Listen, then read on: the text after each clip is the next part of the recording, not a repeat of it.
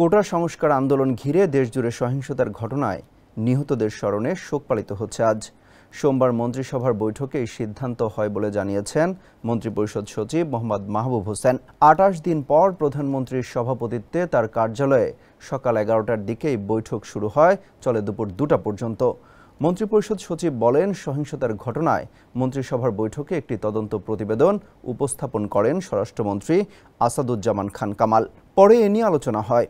সেই আলোচনার ভিত্তিতে শোক প্রস্তাব গ্রহণ করা হয় এবং আজ দেশব্যাপী শোক পালনের সিদ্ধান্ত হয়। মসজিদে দোয়া মাহফিল এবং অন্যান্য ধর্মীয় প্রতিষ্ঠানে তাদের নিয়ম অনুযায়ী প্রার্থনা হবে। স্বরাষ্ট্রমন্ত্রীর প্রতিবেদনে নিহতের সংখ্যা কত এমন প্রশ্নে মাহবুব বলেন,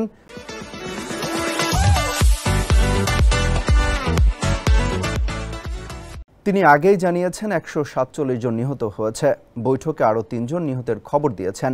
এতে নিহতের সংখ্যা দাঁড়িয়েছে 150 জনে। সরকারি চাকরিতে কোটা সংস্কারের দাবিতে গত 5 জুলাইয়ের পর থেকেই আন্দোলনে নামে সাধারণ শিক্ষার্থীরা।